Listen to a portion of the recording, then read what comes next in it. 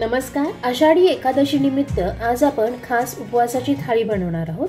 आषाढातला मुसळधार पाऊस आणि एकादशीचा उपवास, मग अशावेळी काहीतरी मनाला आणि जिभेला तृप्त करणारे, सहज पचणारे, बनवायला सोपे असे झटपट होणारे पदार्थ आपण एकादशी स्पेशल थाळीत बनवणार आहोत। आपल्याकडे एकादशीचा दिवस हा पवित्र मानला जातो आणि त्यातच पालखी आणि वारी यामुळे अवघा महाराष्ट्र विठुमय झालेला असतो। अशावेळी उपवासाची सात्विक थाळी कशी बनवायची ते पाहूया, पण तत्पूर्वी मी आपणा सर्वांचे आरोग्य रुची किचन कट्ट्यावर स्वागत करते। या थाळीत आपण उपवासाचा डोसा, चटणी, वरईचा भात, शेंगदाण्याची आमटी, राजगिऱ्याचा शिरा आणि उपवासाचे सलाड बनवणार आहोत। आधी डोसा बनवण्यासाठी आपण इथे 1 वाटी वरईचे तांदूळ घेतलेत आणि त्यामध्ये 2 चमचे साधारणपणे साबुदाणा घातलेला आहे आणि अर्धा चमचा जिरं घातले। हे आपण सगळं मिक्स केलं आणि आता मिक्सरच्या भांड्यात घातलेलं आहे आणि आपण हे आता मिक्सरमध्ये वाटून घेऊया।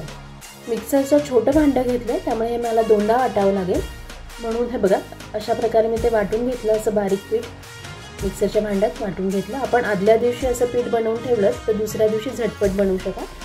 आजची ही रेसिपी आवडल्यास आपल्या चॅनलला नक्की सबस्क्राइब करा, म्हणजे नवीन येणारे रेसिपींचे व्हिडिओचे नोटिफिकेशन सगळ्यात आधी आपल्याला मिळेल। तर आता हे पीठ मी पूर्ण घेणार नाहीये, मी 1 वाटी पीठ घेते आणि 1 वाटी पिठाचेच मी आता डोसे बनवणार आहे। तर एक बघा 1 वाटी पीठ मी काढून घेतलंय आणि या 1 वाटी पिठासाठी मी मिक्सरच्या भांड्यात साधारणतः 3-4 हिरव्या मिरच्या घेतल्यात आणि 3 चमचे दही घालते। आधी हे वाटून घेणार आहे मिक्सरच्या भांड्यात दही आणि मिरच्या, म्हणजे त्याची चांगली पेस्ट होईल बारीक। आणि आता त्यात मी पीठ घालते। हे पीठ पूर्ण एका वेळी बसणार नाही मिक्सरच्या भांड्यात, म्हणून मी 2दा वाटून घेणार आहे। आता यामध्ये थोडंसं पाणी घालून मी वाटून घेतलं। हे बघा असं एकदम मऊ असं वाटून घेतलंय आणि आता हे मी भांड्यात काढून घेते आणि उरलेलं जे अर्धी वाटी आपलं पीठ आहे ते पुन्हा मी आता मिक्सरच्या भांड्यात घेणार आहे। त्यासाठी सुद्धा मी आता 2 चमचे साधारणतः इथे दही घेतलं, त्यात पीठ घातलं आणि इथे मी थोडीशी साखर घालणार आहे, कारण की साखरेने डोशाला चवही छान येते आणि एक रंगही छान येतो। आणि साखर घातली आणि आता थोडंसं पाणी घालून आता हे वाटून घेते। आजची ही रेसिपी आवडल्यास आपल्या चॅनलला नक्की लाईक करा, सबस्क्राइब करा आणि शेअर करा। पावसाळ्याच्या दिवसात पचायला हलके पदार्थ हवेत, म्हणून इथे मी खिचडीचा वापर नाही केलेला आजच्या थाळीमध्ये। इथे आपण वरईचे तांदळाचा वापर केला। अशा रीतीने हे आपल्या डोशाचं पीठ मी वाटून घेतलं, आपण पाहू शकता। दोन्ही मी काढून ठेवलं आणि आता हे आपण 2 ते 3 मिनिटं चांगलं मी असं फिरवून घेणार आहे चमच्यानं, म्हणजे ते लवकर फर्मेंट व्हायला आणि डोसे आपले छान जाळीदार व्हायला मदत होईल। हे बघा अशी कन्सिस्टन्सी साधारणतः डोशाच्या पिठाची हवी आहे। आणि आता हे पीठ आपण बाजूला ठेवूयात। इकडे मी शेंगा वाफवून घेते। भुईमुगाच्या शेंगा बाजारात छान मिळाल्या, त्या आणल्या, कुकरच्या पाण्यात त्याच्या फोडून घातल्यात, मीठ घालून त्याच्या 5-6 शिट्ट्या करून घेतल्या। आता इकडे वरईचे भात करूयात। आपण शिट्टीचा आवाज ऐकला असेल, बघा शिट्ट्या होतात तोवर आपल्या शेंगा चांगले उकडून होतात। इकडे वरईचा भात करण्यासाठी 1 वाटी वरईचे तांदूळ घेतले, ते स्वच्छ धुवून घेते, व्यवस्थित धुवून घेतले। 2-3 पाण्याने मी वरईचे तांदूळ स्वच्छ धुवून घेते आणि तोवर इकडे मी आता एका भांड्यामध्ये साधारणतः 3.5 वाट्या पाणी गरम करायला ठेवते।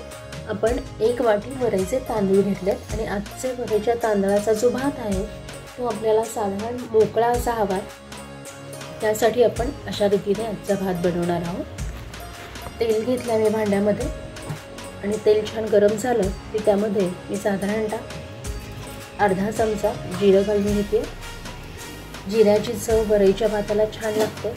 आजचा भात मोकळा बनवण्यासाठी जी पद्धत आहे, काही जणांना मऊ भातसुद्धा आवडतो वरईचा, तोही आपण नंतर बनवूया।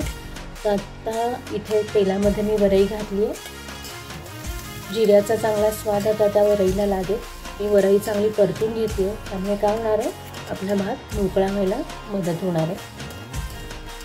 अशा रीतीने मी ही वरई साधारणतः 1-2 मिनिटं तेलावर परतून घेतली। 1 वाटी वरई घेतली आपण आणि आता यामध्ये मी पाणी घालून घेते। पहिल्यांदा मी साधारणतः 2.5 ते 3 वाट्या पाणी घालून घेते। हे बघा त्यातलं थोडं पाणी बाजूला ठेवून दिलं मी आणि आता हे व्यवस्थित मिक्स केलं। त्यात मीठ घालूयात, चवीनुसार मीठ घालायचं। पाण्याला छान उकळी येईल तोवर आपण ठेवून देऊया। आणि वरईचा भात आणि आमटी हे उपवासाला खूपच छान लागतं। हे बघा थोडंसं पाण्याची गरज आहे. मी उरलेलं जे अर्ध्या वाटी पाणी होतं तेही घातलं आणि आता हा आपला वरईचा भात छान तयार आहे. याला एक मी पुन्हा वाफ काढते झाकण ठेवून आणि वरईचा भात आपला तयार झाला आहे. आता हा बाजूला ठेवूयात आणि आता पुढच्या रेसिपीकडे वळूयात. हे बघा आपला वरईचा भात असा छान तयार झाला आहे. अजून त्यातलं पाणी थोडंसं आहे ते मुरेल.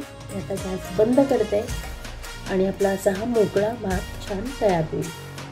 भांड्याच्या वाफेमध्येच तो आता शिजेल आणि असा मोकळा भात तयार होईल. आता मी गॅस बंद केला, झाकण ठेवून बाजूला ठेवूया. तर आता आपण पुढची जी रेसिपी आहे आपण शेंगदाण्याची आमटी बनवणार आहोत.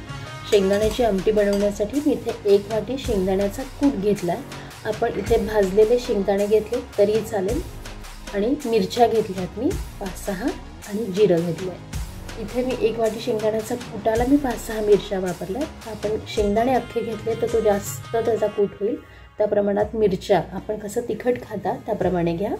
इथे भांड्यात मी तेल गरम करायला ठेवलं आहे. त्यात जिरं घातलं. जिरं छान तडतडली की त्यामध्ये मी इथे 1 बटाटा आहे त्याचे काप करून घेतले.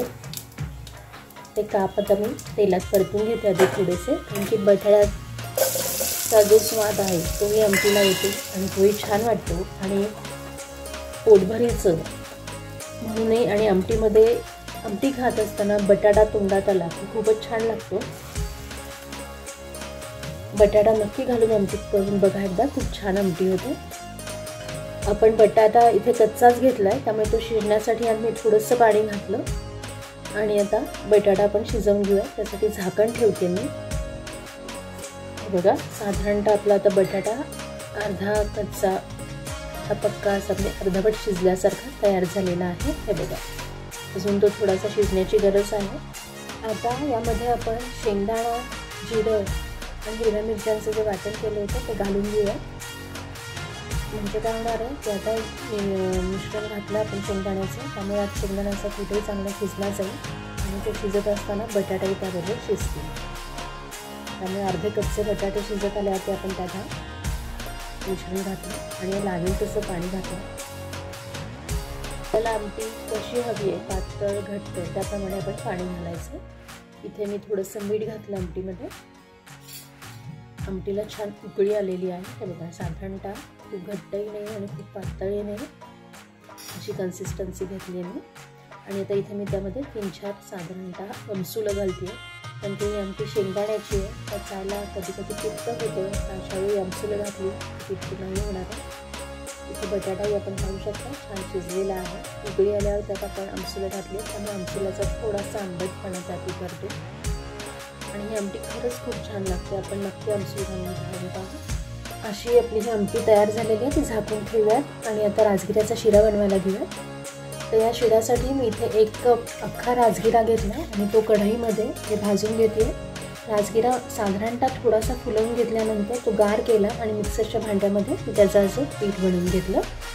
हे पहा असं साधारण बारीकचं पीठ बनवून घेतलं आणि कढईमध्ये 3-4 चमचे मी तूप घेतलं, साजूक तूप, आणि त्यामध्ये राजगिऱ्याचं पीठ घालून आपण ते मंद आचेवर भाजून घेऊयात. इथे मी पुन्हा आता 3 वगैरे चमचे तूप घालते. साधारणतः पूर्ण शिरा करण्यासाठी आपल्याला 7-8 चमचे तूप लागणार आहे. आपण तसं कमी तुपात हा शिरा बनवतो आहे. हवं असेल तर आपण आणखी तूपही त्यात घालू शकता. हे बघा आपले साधारणतः राजगिरा छान भाजून झालेला आहे, त्याला थोडंसं तूपही सुटायला लागलं. तर आता अशा वेळी आपण इथे 1.5 कप गरम दूध घालून घेतलं. हे बघा छान त्याची वाफ बसली आपली कॅमेरावर पण आली. आणि हे दूध आणि राजगिऱ्याचं पीठ आपण व्यवस्थित मिक्स करून घेऊयात. त्यात गाठी नाही झाल्या पाहिजे, त्यामुळे व्यवस्थित मिक्स करूयात आपण. आणि अजून आता आपण यात थोडंसं पाणी घालूयात म्हणजे आपला राजगिरा छान शिजेल आणि असा लसलुशीत शिरा आपल्याला बनवायचा आहे. तर आता मी इथे झाकण ठेवून एक वाफ काढूयात पहिल्यांदा आपण. बघा अशा रीतीने आपला शिरा तयार झाला आहे. त्यामध्ये मी थोडंसं पिंच ऑफ मीठ घातलेलं आहे आणि पुन्हा एकदा वाफ काढते. आणि अशा रीतीने आपला हा राजगिराचा पौष्टिक शिरा तयार झाला आहे. यामध्ये आपण आता 1 वाटी गूळ घालूयात, कारण की राजगिरा आपला छानसा शिजला आहे. आणि 1 वाटी मी इथे गुळाचे तुकडे करून घेतले, पिसून नाही घेतला. आपल्याला जर हवं असेल तर आपण गूळ पिसूनही घेऊ शकतो. गूळ त्यामध्ये छान मिक्स करून घेऊया आणि गूळ पण शिजावा म्हणून आपण पुन्हा एकदा वाफ काढूया। हा शिरा खूप पौष्टिक होतो, उपवासालाच नाही तर आपण इतर वेळी करून खाल्ला तर खूप आरोग्यासाठी आपला हितकारक आहे। इतर वेळी नाश्त्याला सुद्धा आपण हा शिरा सहज बनवू शकतो।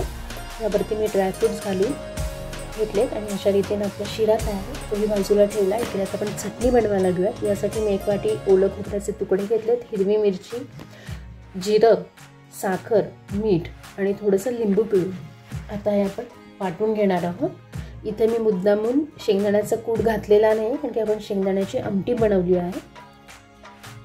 लिंबू पिळलं कारण की उपवासाला खूप शेंगदाणा खाल्ला तरी दुसऱ्या दिवशी पित्ताचा त्रास होतो। हे बघा अशा रीतीने आपली ही खोबऱ्याची चटणी, ओल्या खोबऱ्याची चटणी तयार आहे डोशाबरोबर खाण्यासाठी। तीही आपण बाजूला ठेवूयात आणि आता आपला पुढचा पदार्थ म्हणजे आपण उपवासासाठी सलाड बनवणार आहोत।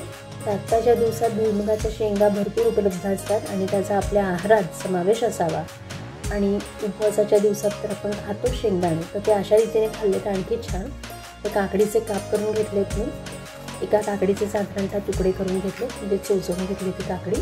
त्यामध्ये ओल्या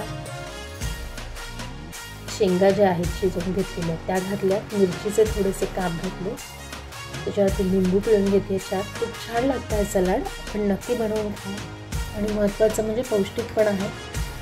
मिक्स करून घेऊया आणि ह्याच्यात आणखी छान चव येण्यासाठी, थोडासा टेस्ट मिळण्यासाठी यामध्ये आपण डाळिंबाचे दाणे घालून घेऊया आणि हे छान मिक्स करून घेऊयात आणि अशा रीतीने आपलं उपवासाचं सलाडही तयार आहे।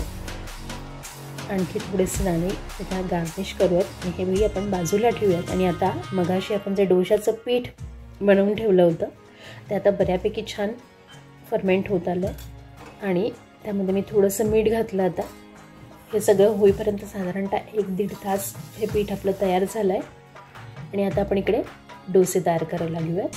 म्हणजे साधारणतः ही उपवासाची थाळी बनवायला आपल्याला 1.5-2 तास लागतात। अगदी सहज आणि झटपट ही थाळी तयार होते। हे जर पीठ आपण आदल्या दिवशी करून ठेवलं तर आपली उपवासाची थाळी आणखी लवकर तयार होईल। हे मी पुन्हा एकदा नीट मिक्स करते। तवा छान गरम झाला, त्याला थोडंसं तेल लावून घेतलं। आत्ता मी नॉनस्टिक तव्यावर करते, आपण अगदी लोखंडाच्या किंवा बिडाच्या तव्यावरही करू शकता, खूप छान होतात हे डोसे त्याच्यावरती। फक्त तव्याप्रमाणे डोसेची जी हे असते ती बदलते थोडीशी। तर हा डोसा आता ड्राय होत आला थोडासा, तेल घालून घेते मी थोडंसं। उपवासाच्या या थाळीतले सगळे पदार्थ आपण एकाच वेळी केले पाहिजे त्या दिवशी असंही काही नाही। सकाळी आपण डोसा चटणी केली आणि संध्याकाळी आपण वरईचा भात आणि आमटी केली, त्याच्याबरोबर सलाड आणि आपला छान शिरा बनवला। आपण सकाळी बनवला, नैवेद्य दाखवला, तो सकाळ आणि संध्याकाळी आपल्याला उपयोगी येईल। आणि महत्त्वाचं म्हणजे गूळ आणि राजगिरामुळे आपली एनर्जी पण वाढेल आणि त्यामुळे आपल्याला जो थकवा येतो उपवासामुळे बरेचदा तोही येणार नाही आणि खूप शेंगदाण्याचे पदार्थही खाल्ले जाणार नाहीत, त्यामुळे पित्ताचाही त्रास होणार नाही। तर अशी ही आपली सात्विक थाळी आपण नक्की बनवून पहा। तर असा हा आपला बघा छान कुरकुरीत असा डोसाही तयार झालेला आहे। हा काढून घेते मी आणि पुढचा डोसा सोडून घेते। आता मी पुढचा डोसा तसा सोडते, त्यात तेल नाही लावलेलं, असा छान फिरवून घ्यायचा। खूप छान होतात हे डोसे आणि महत्त्वाचे म्हणजे फटदिशी होतात। आपण जे पीठ करून ठेवलं तर त्या वेळेस आपल्याला काय बनवायचं तर सहज बनवू शकता उपवासाच्या दिवशी, इव्हन इतर दिवशी खाल्ले तरी चालतील। उपवासाच्या दिवशी जास्त काही तामझाम न करता सहज तयार होणारे हे डोसे आणि आपली थाळी आहे तशी, आणि जिभेचे चोचलेही त्याबरोबर आपले पुरवले जातात, पोटालाही खूप त्रास होत नाही। त्यामुळे ही अशी आपली सात्विक थाळी आपण नक्की करून पहा आणि आजची रेसिपी आपल्याला आवडली आपल्या चॅनलला नक्की सबस्क्राईब करा, शेअर करा आणि लाईक करा। तर बघा हाही डोसा आपला छान तयार झालेला आहे, पाहू शकता खूप सुंदर रंगही आला आहे त्याला। असे आपले छान क्रिस्पी असे डोसे तयार आहेत। आपल्याला हवं असेल तर दोन्ही बाजूने आपण ते शिकून घेऊ शकता किंवा नेहमीच्या डोशांप्रमाणे एकाच बाजूने शिकला तरीही चालेल। तर बघा आपला हा छान कुरकुरीत डोसा, चटणी, पपया, सलाड, आणखी एक डोसा, आमटी आणि राजगिराचा शिरा आणि तूप भातावर अशा रीतीने आपली ही सात्विक उपवासाची थाळी तयार आहे। एका थाळीमध्ये 2 डोसे तर हवेच, आपल्याला जर कुरकुरीत आणि स्वादिष्ट झटपट असे साबुदाणा वडे बनवायचे असेल तर त्याची रेसिपी आपल्या चॅनलवर आहे, त्याची लिंक मी डिस्क्रिप्शनमध्ये देते, ती नक्की पहा. तर अशा रीतीने आपली ही उपवासाची थाळी तयार आहे. आजची ही रेसिपी आपल्याला कशी वाटली हे कमेंटमध्ये नक्की कळवा आणि आपल्याला आणखी कुठल्या प्रकारच्या रेसिपी पाहायला आवडतील तेही कळवा. पुन्हा भेटूयात अशाच एका रेसिपीसह. तोवर आनंदी राहा, आरोग्यदायी आणि रुचकर खा आणि पाहत राहा आरोग्य रुची किचन कट्टा यूट्यूब चॅनल. धन्यवाद.